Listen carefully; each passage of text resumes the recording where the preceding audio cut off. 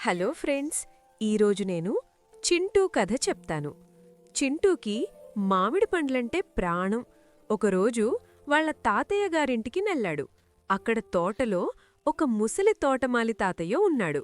చింటూ వెళ్ళి, తాతయ్య, నాకు మామిడి పండు కావాలి, ఇప్పుడే కావాలి అని అడిగాడు. తోటమాలి నవ్వి తన జేబులోంచి 2 విత్తనాలు తీశాడు. ఒకటి ఎరుపు రంగు విత్తనం, రెండోది ఆకుపచ్చ విత్తనం. తోటమాలి అన్నాడు, చింటూ, ఈ ఎరుపు గింజను నాటితే కేవలం 2 నిమిషాల్లో చెట్టు పెరిగి పండ్లిస్తుంది. చింటూ కళ్ళు మెరిశాయి. వావ్, 2 నిమిషాలా? నాకదే కావాలి అని ఎగిరి గంతేశాడు. ఆగు చింటూ అని తోటమాలి ఆపాడు. కాని ఈ ఆకుపచ్చ గింజ ఉంది చూడు, ఇది పెరగడానికి 2 నెలలు పడుతుంది. కాని దీని రుచి అద్భుతం. ఏది కావాలో కోరుకో అన్నాడు. మన చింటూ ఏం చేసుంటాడు? నాకు 2 నెలలాగే ఓపిక లేదు బాబోయ్, నాకా ఫాస్ట్ గింజ ఇవ్వు అని ఎరుపు గింజ తీసుకున్నాడు. చింటూ వెంటనే వెనక పెరట్లోకి వెళ్లాడు. గుంత తీశాడు, ఎరుపు గింజ వేశాడు, నీళ్లు పోశాడు. మీరు నమ్మరు ఫ్రెండ్స్, మనం మ్యాగీ చేసుకునేలోపే జూమ్ జూమ్ అని చెట్టు గబగబా పెరిగిపోయింది. కళ్ల ముందే పువ్వులొచ్చాయి, కాయలొచ్చాయి, పండాయి. అద్భుతం కదా! చింటూ లొట్టలేసుకుంటూ ఒక పండు కోశాడు. ఆహా, వెయిటింగ్ లేదు, కష్టం లేదు, ఇదే లైఫ్ అంటే అని పండును గట్టిగా కొరికాడు. థు!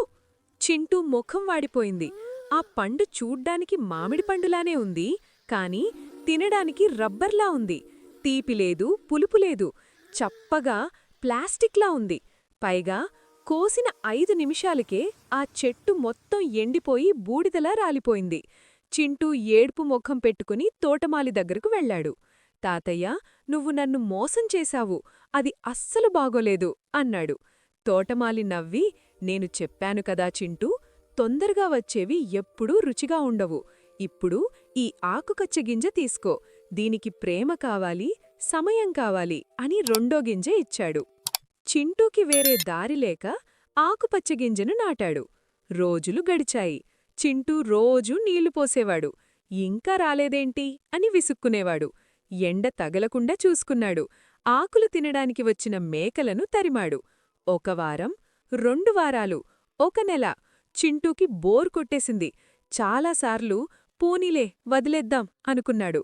కాని తోటమాలి తాతయ్య మాట గుర్తొచ్చి ఓపికగా దాన్ని చూసుకున్నాడు. సరిగ్గా 2 నెలల తర్వాత ఒకరోజు ఉదయం చింటూ తోటలోకి వెళ్లేసరికి ఒక కమ్మటి వాసన.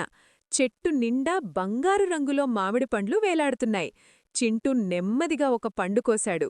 దాన్ని కొరకగానే అమృతం, తేనెకన్నా తియ్యగా, జ్యూసీగా ఉంది. చింటూ జీవితంలో అంత రుచైన పండు ఎప్పుడూ తినలేదు. ఆ రుచికి చింటూ పడ్డ కష్టమంతా మర్చిపోయాడు.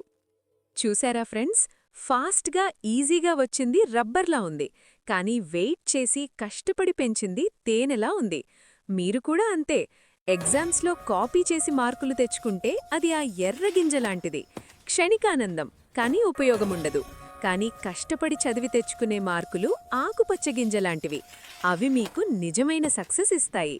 మంచి విషయాల కోసం వెయిట్ చేయాలి, కష్టపడాలి, సరేనా? ఈసారి అమ్మ ఏదైనా కాసేపాగు అని చెబితే చింటూ మామిడిపండు గుర్తు తెచ్చుకోండి. మరో కథతో మళ్ళీ కలుద్దాం. By by.